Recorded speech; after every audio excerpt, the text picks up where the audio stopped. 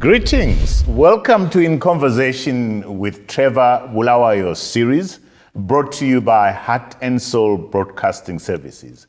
I go beyond the headlines and beyond the sensational. Today I'm in conversation with Chief Dakamela of Nkayi District.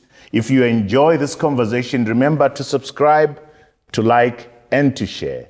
Let's get down to some work.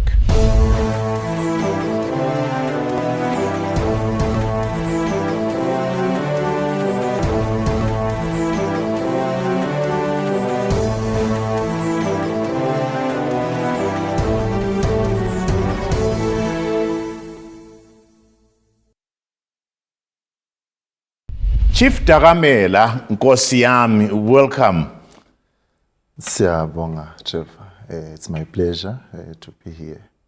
Ngiyajabula kakhulu to have this opportunity ukuthola ithuba leli for us to sit down, sixoxe ngendaba esifuna ukuxoxa ngayo ezinkulu. Anti ngiyabonga kakhulu. Before going any further, let me just say thank you to the Legacy Car Rental, the tea room at ZITF, and Phoebe's Lodge, who have made the Bulawayo series possible. Nkosi yami, I must ask, are you having fun? You're 29 years old, you are a chief. Are you having fun? It always depends with the definition of fun. Mm-hmm.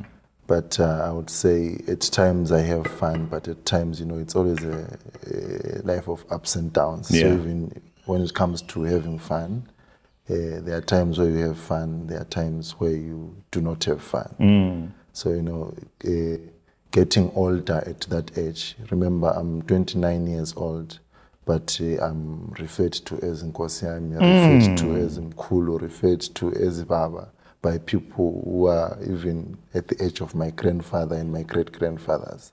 So it depends sometimes with the situations, and also when we are facing challenges. For example, now the leadership of the traditional leaders, or okay, maybe if I say the traditional leadership is on demand in terms of showcasing the leadership, especially now in times of drought, times of challenges, where we have challenges all over, which are social and economic. So it means that I cannot be having fun now. So I guess I was robbed of my fun. You were robbed of your fun. Yes. And you're still being robbed of your fun. Yes. As you're talking, I can sense a tension, Nkosi yami. Mm-hmm. And the tension is, you are young, but your society, which is composed of the elderly, Yes.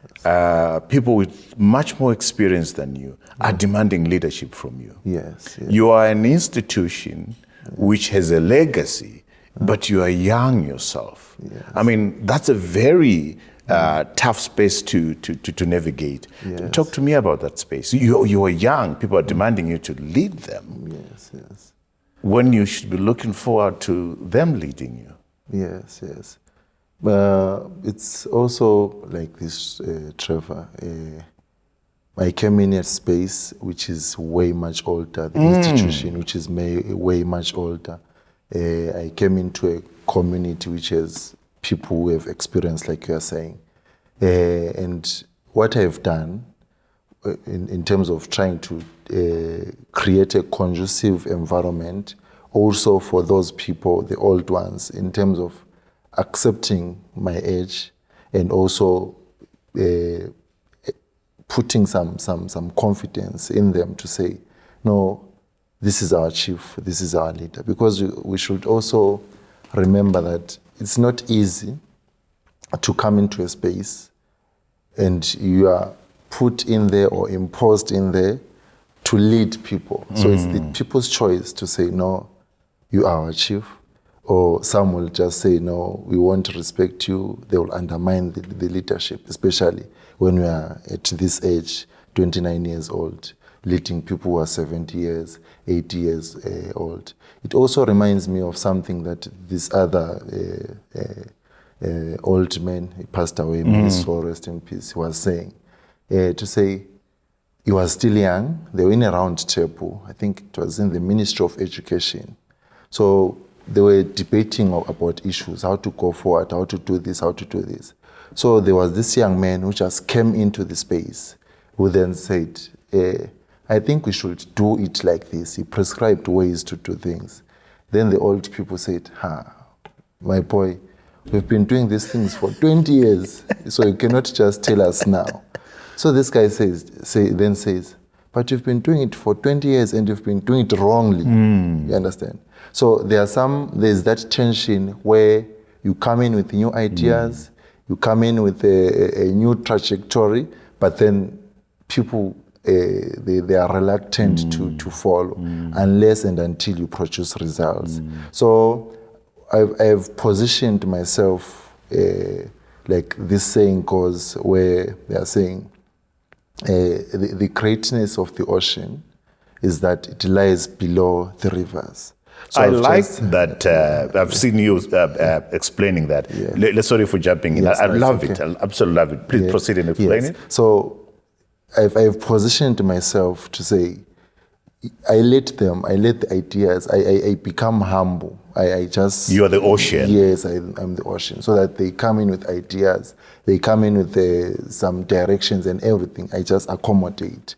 That's how I'm providing leadership. But then in the institution of traditional leadership, remember, we have National Chiefs Council, we have senators. It then becomes difficult for me to even utilize this concept, because we have an institution which has its bureaucracy, which has its own leaders. But then they are not really looking for my leadership, because that is an institution which believes it has its president, vice president, and also we have the chairmen and also the members of the Chiefs Council. It becomes different. But in my community, they only have me to lead them. So and perhaps that's the most important place for leadership. So that's why I provide my But you had an option, Nkosiami, to say, hey guys, I'm 24. I'll go at Johannesburg, London, and so forth. And actually, this institution of yours is old. I'm not interested in this, Why did you feel you had a responsibility to take on this, the chieftainship? And why? In terms of my age, I'm like we have established, I'm 29 years old. But in terms of the things that I've went through, I'm more than 50, 60 years old. And also... explain that to me. Explain that to us. How can you be 29 and be 60 years old? Explain that to us. It's like the things that I've been through, some of the people haven't been through those things. So sometimes, experience, it drives someone to be more mature. So maybe if I put it this way, we have people who have grown in areas like rural areas, and that responsibility, because sometimes if I come into Bulawayo, even if you go to Harare, most people who own houses are the people who grew up in the rural areas. So when they came into Bulawayo, when they came to the CPTs, they had an intention. They knew what they were coming from. Right. They came to develop, or they came to better their lives and also for their parents. So that sense of responsibility and also the things that they've went through. So you'd see someone, you find someone Conandos or KFC, or you find someone saying, and he takes a bite of maybe first chicken in or first KFC. When they are taking that bite, sometimes, those tears of joy to say, finally, when they are looking at where they are coming from, it then comes the tears of joy to say, I've actually made it. So that experience can be then translated to more than 29 years or to more than what people see in terms of counting the age. So I wouldn't want to maybe reveal the things that I've been through. Some of the things are a weakness and some of the things are a strength. Absolutely. But I've been through quite a lot. 60 years. You've been through a lot, because your father died when you were 16 years old. No. Shall we go there and explain to us the lineage, when you took over and where you took over from? Where does the chieftainship come from? to the point where you are right now? Yeah, my father died when I was in grade 2. He died 2002. And then I was left with my mother. And then we went through all those things, a lot of things, negative things, which actually shaped who I am.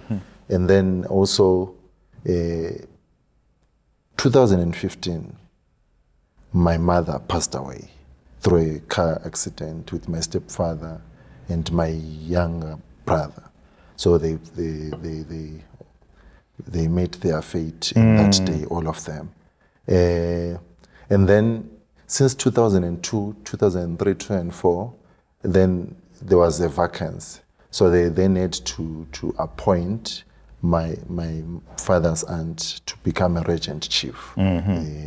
Chief Dakamela. Yes, Chief Dakamela. That's when she acted from then until she passed away. I think it's 2016, 2017 in United Kingdom. And then you took over from her. Then from 2017, there was also a vacancy until I took over 2019. So that's when I took over the chieftainship, 2019. But you had, your father's father was it, am I right, Chief Kura Dakamela? Should we take it a little bit back? Yes, yes. My father was Kura Dakamela. Yeah. I just have bits of memories because I was still young. So in 2002, I hadn't comprehended so much memories from him, and we did not spend so much time. And so I can't really say I can say a lot about him, the lineage, but I can hear people talking about him that there was potential. And I must say this: today I'm 29 years old, and that's when my father passed away. Today? No. Okay. At the age of 29. At the age of 29, my apologies. Yeah, so he passed away at the age of 29. So I'm also at 29. So I don't know what will happen from now because I'm still at the same age with my father. So the lineage, it comes from, it's my father, Kura Dakamela, then my grandfather was Begitemba Dakamela. So that is my middle name, Begitemba. So it comes from my grandfather. Then there's Mienga, was Chief Senator Mienga Dakamela. And then his father, Celimbuya, and his father, I think it's Dakamela. It's quite, so it's a lineage, it's a chieftains that's been around for a long time. I want to push you, for the benefit of people out there. Yes. You say you've gone through stuff which is painful, which has formed who you are. Yes. I would love you to share some of that with us. What is it that has formed who you are? I mean, the deep secrets, you can leave those out, but I'm interested in, because clearly this is something important that you've gone through. These are things that are important, that have made a 29-year-old have the wisdom of a 60-year-old. Do you want to take us into your confidence as far as that is concerned? Maybe if I may put it this way, sure. Trevor. Remember I said my father passed away 2002 when I was grade 2. I know there are some more orphans. Grade 2, how old is that? 9 years old? Or? Yeah, 9, 10 years old. Yeah, 9, 10 years old. Yeah, 9, 10 years old. I think, okay, listen, 5. Yeah. 10 years old. And then that fatherly love, that fatherly guidance was just taken away from me. And like I'm saying, he was 29 years old. So it was just taken away from me. Then I had to survive with who? With my mother. And the stepfather. And the stepfather. So there, that father love is needed. And also, when I was born, I was given a name, Mbusi, Mbusi meaning a ruler. So it means they knew that I was going to be a chief. Yeah? So that guidance is needed. Remember, if you look at most monarchies, chieftainships, kingdoms, there is that guidance to guide you to who you shall become. They mold you or they mold the future leader. They know what you should become. So there are steps that you go through. So those steps were taken away from me. And also they were taken away from the community because, we should institutionalize the chieftainship. Processes, Yes, and the processes and the chieftainship. But then that did not happen because there had been a vacancy from 2002 up to 2019. There was just a regent chief. So when I was growing, we had to move from Bulawayo, 2008, that drought, everyone went through it, going to South Africa, without that guidance. This is a chief. You become a chief before you are even inaugurated because you were born a chief. I did not become a chief when you got put into I was office. A chief all along with no guidance, going through all those things which are not chiefly. Going to South Africa at a young age, going through stuff, and up to the day also where I lost my mother. That was very painful for me because there were times, and there's always a time in that age that I was in, 15, 16 years. How old when you lost your mother? You were 15? No, I was 19 years. 19 years old. Yes, 19 years old. But then there were moments, even before my mother passed away, there's always that moment, Trevor, where you just think about life and death. Then there are some people that you'd prefer to die before they even die, especially that motherly love, because of the things that we had went through with, the things that I had went through with her, the love that she had shared with me, and also the things that, she managed to cover that gap, my father's gap, the absence. I did not see it that much. And also because my father passed away in 2002, that gap was easily covered because we did not form that bond. So we in 2015, she just passed away through a car accident, So it then became painful. And also, maybe I must put it this way. There's also a case that I was going through from 2014 up to 2018, 2019. It's also in the newspaper. So I was going to court 3 years every month. We were accused of murder. From 2014 up to 2018. 2015, my mother passes away. I'm going to hold you there. Yes. Chief, we're going to take a break. So you are accused of murder. Yes. You are still not officially in office. But you've come in and you've done amazing things. You've done exciting things that have excited the community. And I want us to go there when we come back. So please at home, don't go away. Join us after the break. It was something else because I was being accused of murder of someone. They had not even told us who died, when and where.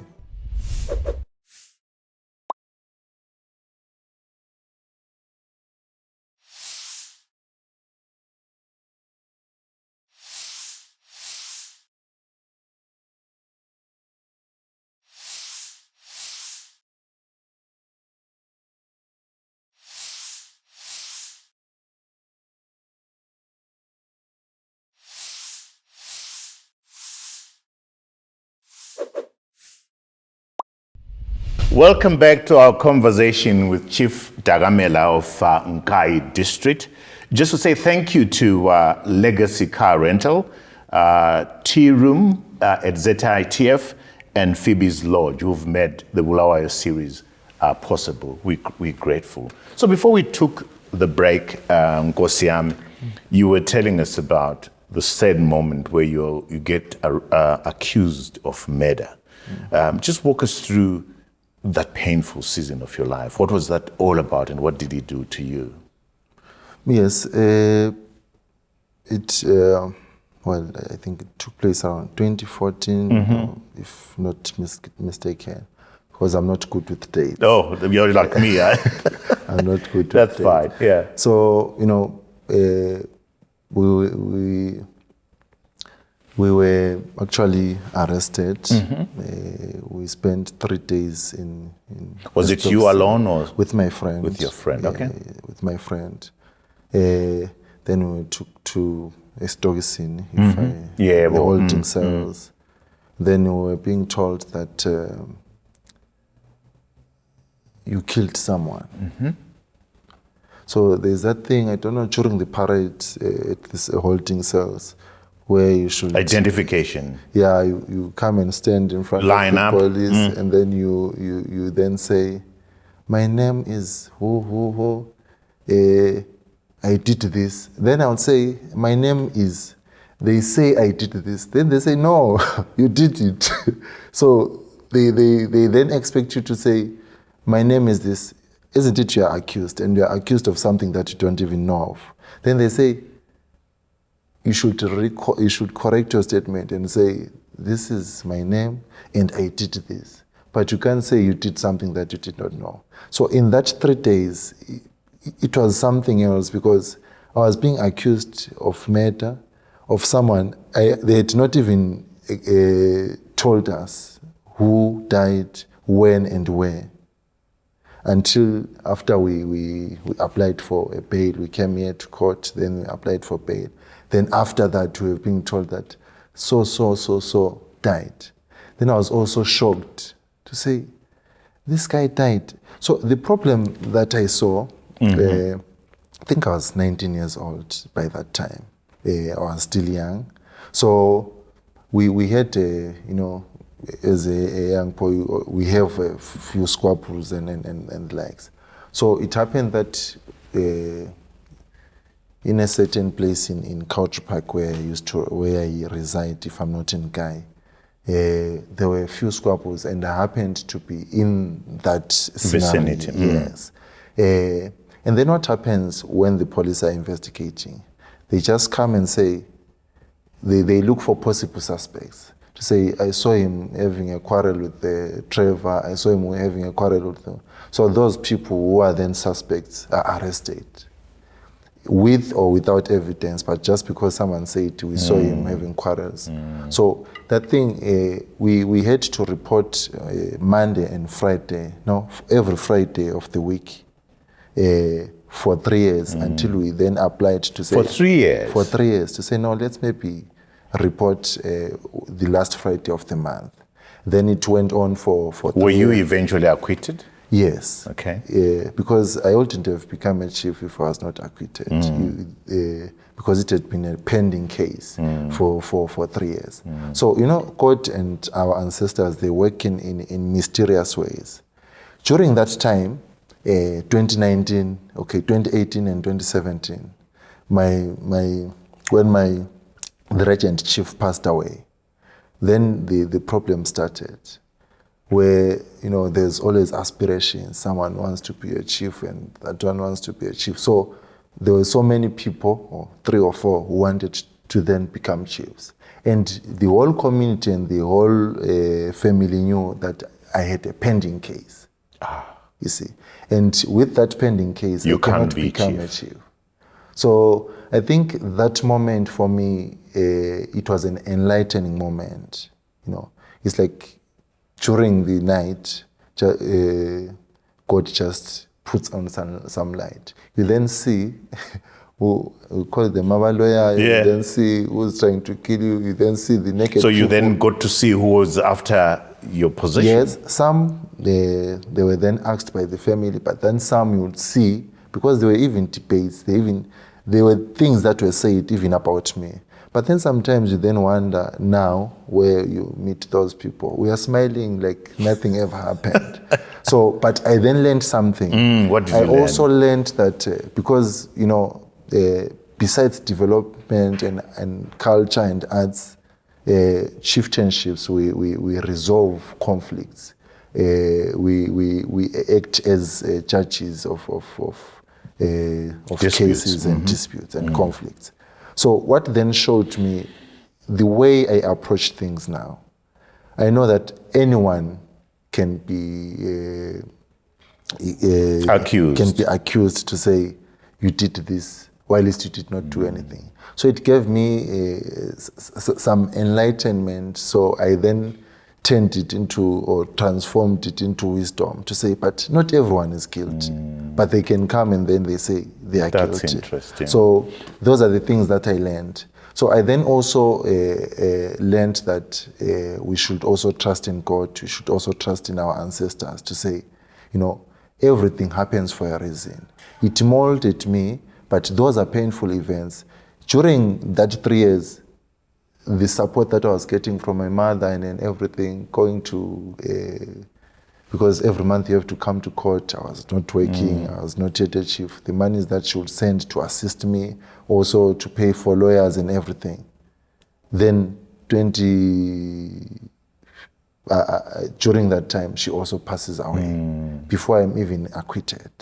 So when then the inauguration comes, the installation comes, 2019, I'm now acquitted, and all those people who then wanted to take over, okay, I don't know what happened to them, but I was acquitted. Then the inauguration comes in. So during that day of inauguration, there is that reflection to say, but if those people that I love were there, like my mother, your father, my father, my stepfather, because I can't be inaugurated when there's my father. Isn't it, that? Yeah. So, there's also this thing where people say, but you are lucky, you're 29 years old and you are now a chief. All these benefits, I say, me being a chief at this age, it means I lost a father at a younger age. So I would have chosen to have my father than having this position. Wow, that's deep. So, we look at things in one angle, while we do not see the other things that happened. Absolutely. So that was a moment of reflection where I then reflect to all those things, where I get to a point where people that I love are not there. That's wisdom, that. Yeah, so tell me, you've mentioned something that has piqued my interest. The balance between religion and the ancestors. You're talking about God and the ancestors. Yeah. How do you negotiate that space? How do the two exist for you? For me, also through the privilege of reading even the Bible, through the privilege of hearing our ancestors, our old people talking, or our fathers talking about how we used to live, and also history books, we then realized that we had God. Called him Nkulunkulu and any other name which we used. So for me, what I've then said to myself, God, ancestors, it's only about faith. Do you have faith in what you think you believe in? Because faith drives who we are. It also gives us a sense of hope. So what I then concluded to myself, I won't prescribe it to anyone. But then what I realized is that the challenge is not God. The challenge is not the ancestors. The challenge are the abafundis, the pastors, the people who are representing our culture, and also these religious people, who then came in and said, if you are believing in your ancestral spirits, then it means you cannot associate with God. God did not say that. It's only we who represent culture or religion who are saying you cannot associate yourself with culture. But what then I concluded is to say, in every tree, Trevor, there's always ripe and unripe fruits, and even rotten fruits at times. So it's all about picking the ripe fruits. So both in religion and also both in culture, there are things which are unripe. There are things also which are rotten. Also in the religion, there are things that are unripe. There are things which are rotten. So it's important to pick the ripe fruits, even the unripe which are about to ripen. We pick them, we put it there. Then even from the religion, we pick the ripe and those who are about to ripen, we put them there. They work in harmony. Because what informs the Bible is also what informs our culture. If you look at what the scriptures from Moses, when you are speaking of how people should live with one another, those are the foundations also of a spirit of the Ten Commandments of our culture. So the 10 Commandments and what we do, it speaks the same language. So who then divides them?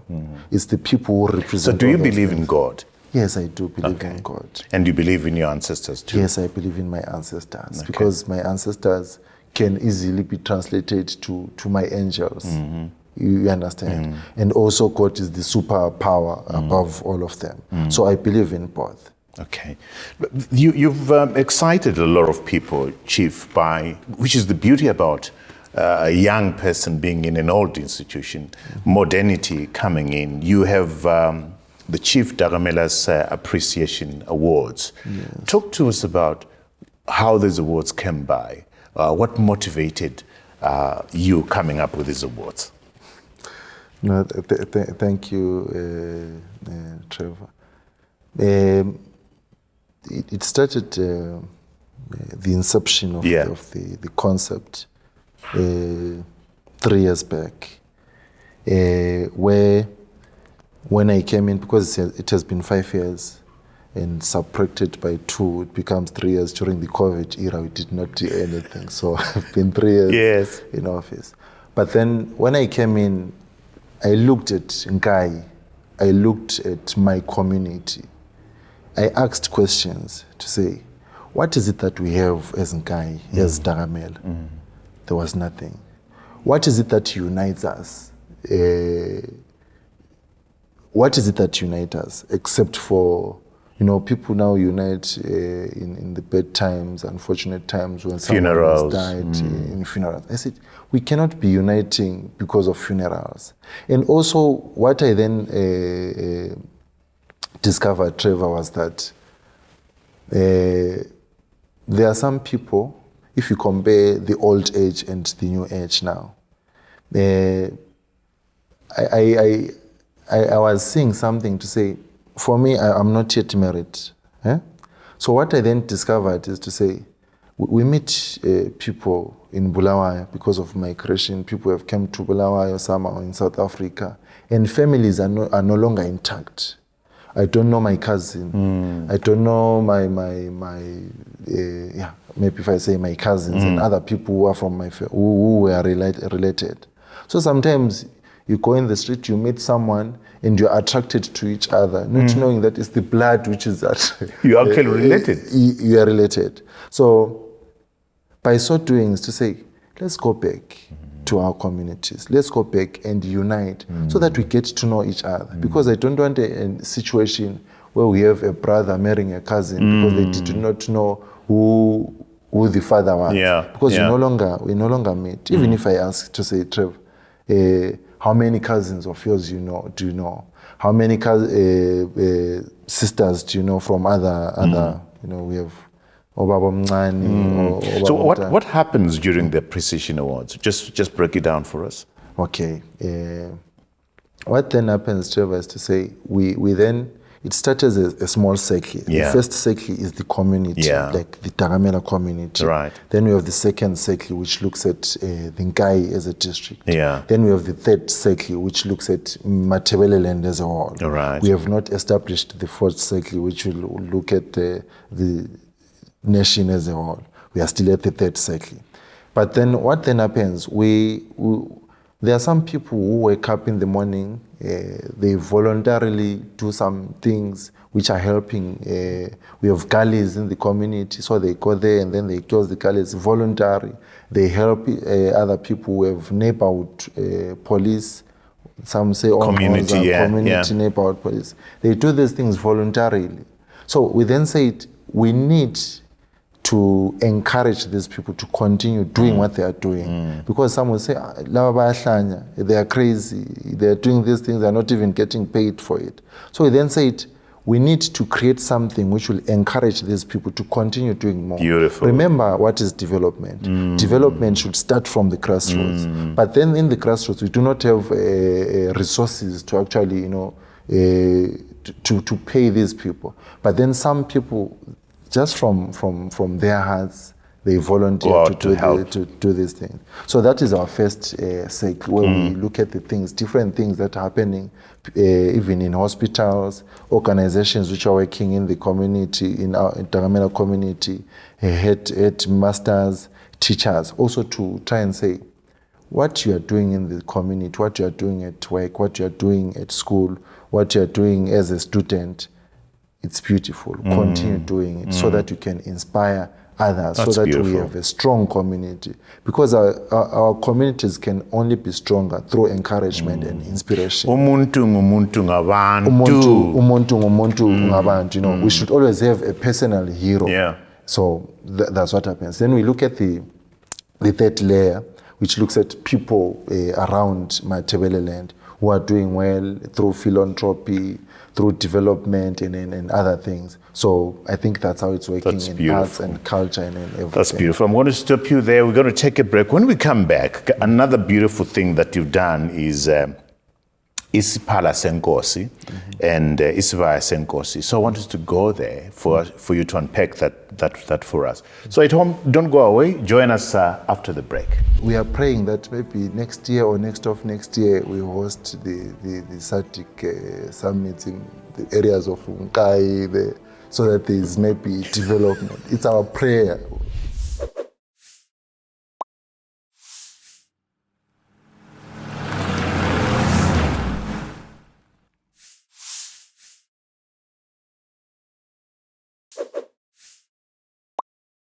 Welcome back to our conversation with Chief Dakamela of Nkayi District. Just to say thank you again to the Legacy Car Rental, the Tea Room at ZITF and Phoebe's Lodge, who have made the Bulawayo series possible. Kosiam, I'm going to ask you as briefly as possible, what are your responsibilities as briefly as possible? My responsibilities as a chief is to lead my people, is to make sure there is development, is to try and encourage them not to run away from their cultural values. It's also to unite my community, to make sure there is peace, positive peace. I've heard of negative and positive, but to make sure that there is positive peace, and also to make sure that we also attract people to come and invest in our community. So I'm becoming a link between the community and the development partners, the government, NGOs and CSOs. So I think those are my responsibilities, to make sure also they have shelter, make sure that there is education, quality education. So those are what should be my responsibilities. Your other responsibility is to protect culture, yes, and values. Are there do you have any concerns about any cultural and culture and values that are being eroded that concern you as a chief? Yes, we do have, our culture is actually eroding, maybe the whole Zimbabwe, but also it is evident in my community.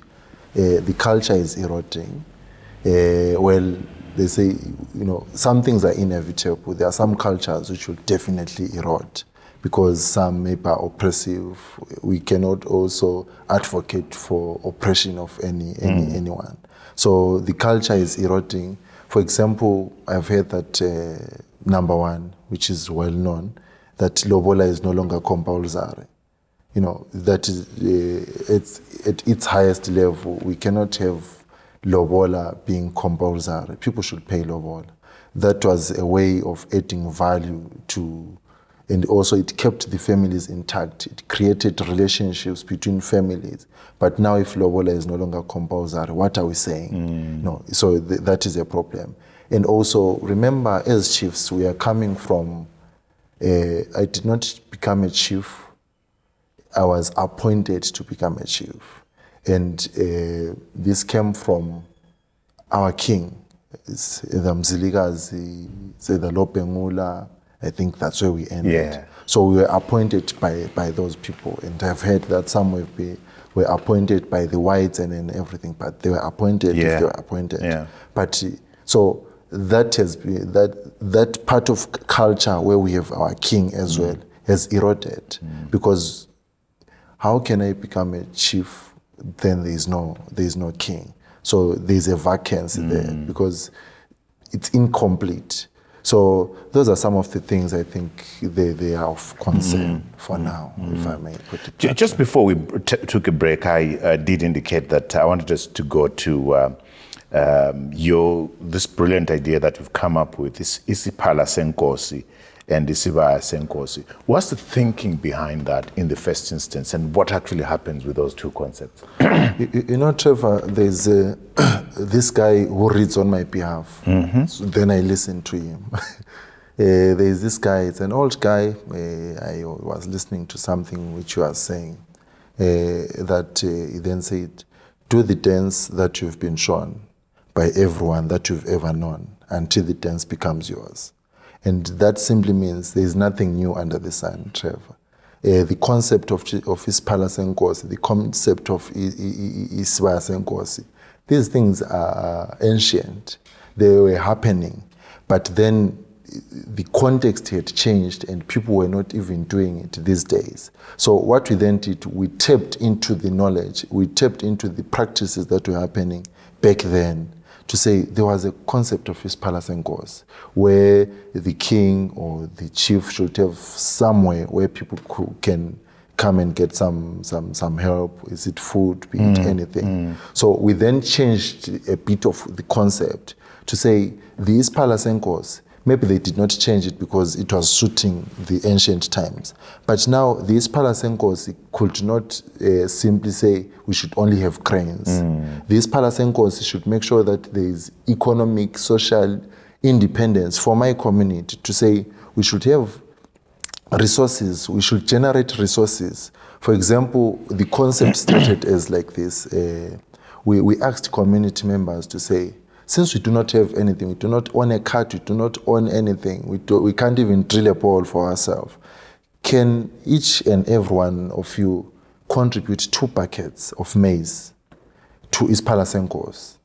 Then people started contributing 2 buckets. Not everyone, because not everyone will follow an idea from a 29-year-old who just came in. What does he know? So not everyone is following, even up to now. So 2 buckets of maize, we put it in one place. But then the idea, people were thinking, after we do that, in times of drought, they think we should just give it back to them. But then there is no sustainability there. We then said, once you contribute here, because we want continuity, we want sustainability, and people are predictable or unpredictable both ways, because you cannot be sure that next year they will contribute. You cannot be sure that next year they will contribute. And you cannot be sure that the El Nino will not affect us. So those 2 buckets, they bring it in. Then we said we will maintain the price. It won't go up even if the demand is high. So that people start buying those... in terms of drought. And also not everyone... has contributed. And also not everyone has a bumper harvest. So even if some have a good yield, some did not have a good yield. So those who did not have a good yield, they will always come and buy. Why are we doing that? Is to have some money, to generate some income. So what we then did from that, from also the fines from grazing lands, and also people who are doing some of the things that are not or are prohibited in the community, those fines, we put them in one coffer. Then we bought a truck, a 7-ton truck, so that also that Isiphala Senkosi should give birth to something. And so it's working. It's working. It's supporting the people. Yes. So maybe linking it with Isibaya Senkosi. The Isiphala Senkosi gave birth to Isibaya Senkosi. Why did we do that? With cows, so Isibaya Senkosi is cattle, goats, sheep, livestock, and everything. So because some people will come there and say, no, I don't have money, but I have a small cow. So can I? Then that's how it started accumulating. And someone will come and say, I want a truck, but I do not have money. I want to go and fetch my property in Bulawayo, but I do not have cash. Then they will come and bring in a small cow. Yeah. So that's how it translated to Isbasenkos. So it is intertwined. One needs the other to survive. So now we are at 31 cows since last year. 31 cows. Starting from zero. There was nothing. That's beautiful. Starting from zero. So now we have 31 cows. Why are we venturing into Isbasenkos? There's leather industry, and also with Keki gains value every day. To say, now as a community, if people say, no, we do not have a ball, we should be able to take 3 or 4 cows, we go and sell it, then we have money, then we drill, then we partner with an organization to say, no, maybe we are lacking with the solar powered ball, but you should be able to do something and meet these development partners halfway. So you're saying you've become a link to some of these developmental partners, NGOs and government. What kind of activities are coming out of this, of you being a link to investors and so forth? Are people biting? So a link also from the diaspora as well, because it's our untapped resource, the diaspora. We need to mobilize them. Are they participating? Not fully, but some are participating. For example, we then, from Isbasenkos and Isbasenkos, we then bought 3 grinding mills, like Sky grinding mills. So someone also contributed $1,000. We then took that $1,000 and we bought one of the grinding mills to say, so that there's sustainability. And we are trying to create jobs. Because the other challenge that we have, Trevor, is that why there are no people, why there is migration from rural areas to urban areas and from urban areas to diasporas, because there are no jobs. And it is the duty of the diaspora people to mitigate that exodus of people coming from rural areas, even from Bulawayo, going to even South Africa, London. South Africa. Because now that they are there, it reminds me of what Chinua Achebe said in the Things Fall Apart. It's saying, this white man is cunning and smart and clever. Go and learn from them and come and develop the community. So now that they are there, it's their duty to then contribute to Dakamela so that we create jobs. They do a big investments so that there's jobs. Because the reason why we are migrating from Nkayi to Bulawayo, we are looking for jobs. Are there projects that have come out because of that at the moment? We are still negotiating, but it's in the pipeline where someone wants to build a boarding school, a big one. I'm sure it will be big in Matebeleland or one of the biggest in Zimbabwe, which also does the vocational training and also the academic side. So that is a start. It will create jobs and also the level of education. The reason also why the young people are going from Form 4 to Mpopoma or other city schools, it's because there's no education in rural areas.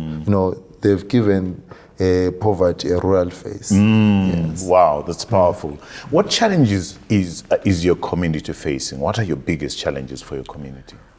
The challenge, if you speak of challenges, the first challenge that always comes into my mind, and I think is the first and the only, if there is no second. The first one is poor infrastructure. But that poor infrastructure, I will zero it into the road infrastructure. Because remember, statistically, Trevor, Nkayi, if you do, Nkayi is the most poorest district in Zimbabwe. I'm not even proud of that. And we know that. Why are we not doing anything? Nkayi is how many kilometers from Bulawayo? It's 158 kilometers from Bulawayo. And it has the poorest road. So that is the greatest challenge for Nkayi. So we always say, Trevor, we cannot attract investment with a poor road. In order to attract investment, it should be accessible. So that is the challenge that we have. And I always also quote the Bible in that manner to say, the Bible said, seek ye the kingdom of God first, then the rest shall be added unto you. Even Kwame Nkrumah said, seek ye the political freedom first, then the rest shall be added unto you. As Nkayi was saying, we are humbly saying or asking, give us the road first, then the rest shall be added unto Nkayi.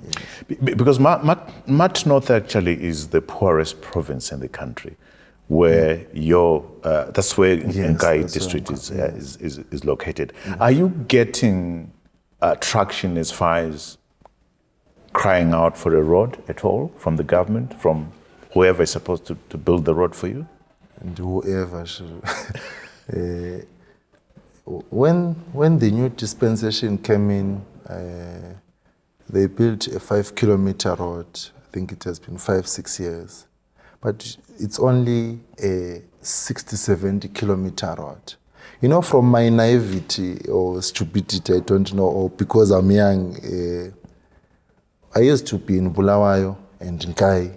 I had never traveled to Harare, to other districts and other areas, only in South Africa. So I never thought a road can be constructed. From my naivety, I thought it was impossible to construct a road. Until I went to Harare, I saw the roads are passable. Until I saw now, and also we are praying that maybe next year or next year we host the SADC summit in the areas of Nkayi, so that there is maybe development. It's our prayer. You know, we're allowed to pray. Yes. So maybe that we will have development. So there's a challenge, and we are hoping now they've created 14 kilometers. They're saying they will do it. But we are saying maybe if they do 30 kilometers per year, at least in 2 years, we'll have a good road. And it's also hindering people from coming to Dakamelas. Since you are invited to that event, I know you say, but maybe the road won't, won't be favorable and friendly to our vehicles. So that is the challenge.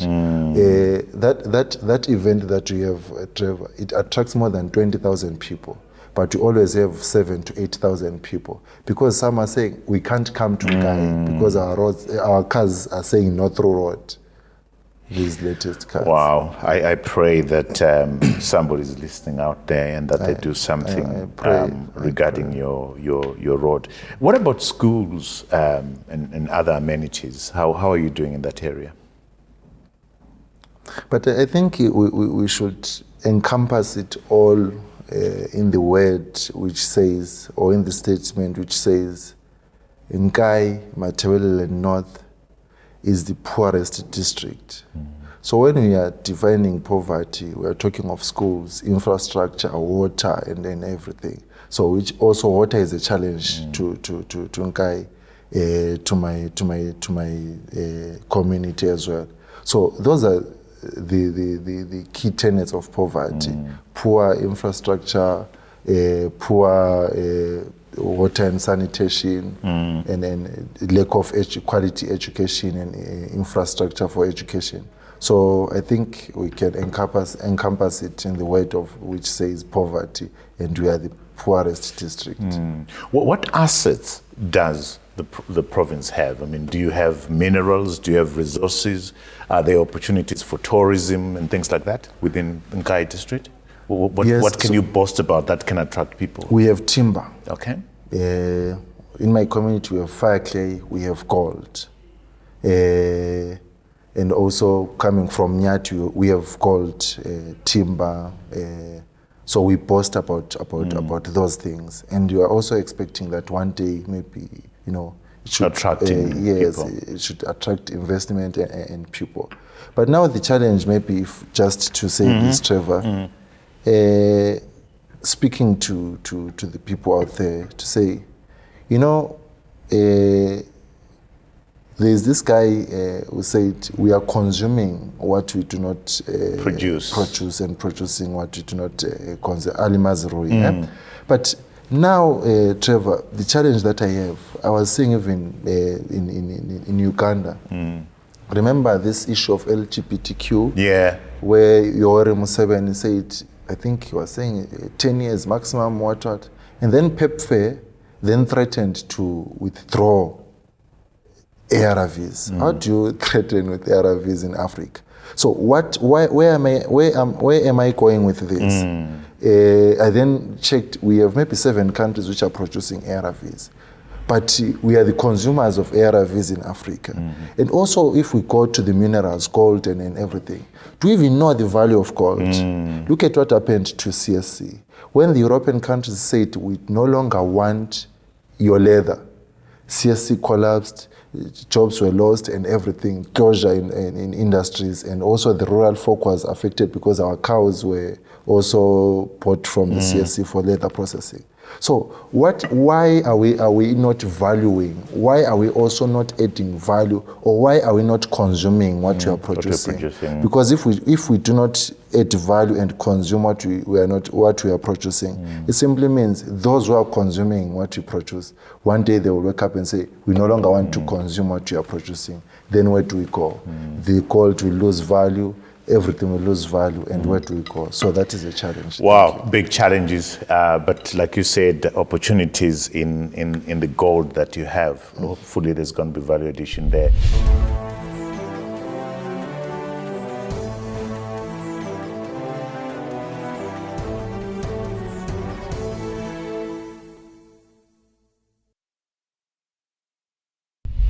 You obviously read, because you've been speaking about Ali Mazrou, Chinua Achebe and that kind of stuff.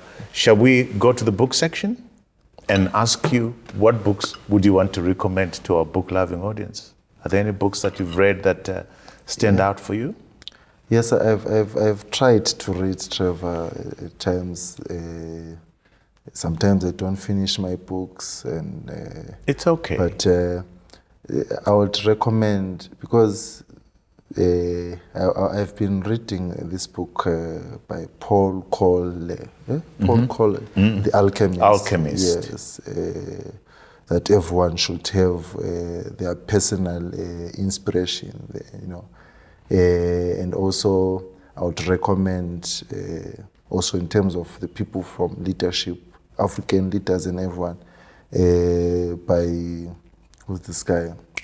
This book, Animal Farm, by George Orwell.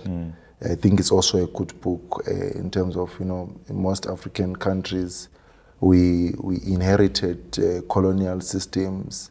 Sometimes we became comfortable in those colonial systems, but whilst we were in the peripheries, we were saying, no, this colonial system is bad for us. But then we assumed power. But then there's a lot of things that we did not change to suit the reasons why we are even fighting the colonial systems. The third book? The third book that I would recommend is State Aid. It's also because of my social science and development degree. I got to read Dambisa Moyo, State Aid. Yeah, I think fantastic. Nkosi yami, this is such a privilege to sit with Nkosi yami like you, and to download from your wisdom that you've acquired over 29 years, which feels like 60 years. Absolutely delighted and grateful that you've created the time. Ngiyabonga kakhulu lingadinwa la kusasa. Hayi, kubonga thina. Allow me now to turn to our viewers who are all over the world who follow this show. Remember, we are a weekly show. We are out at 7 a.m. Central African time on YouTube every Monday. To ensure that you don't miss out on any of these quality shows, I invite you to click on the subscribe button, click on the notification button so that you get a notification when we have one of these quality conversations. Engage with our community below this video in discussions as to what we've been talking about, and indeed suggestions as who should be on the show. Until next time, cheers to you all.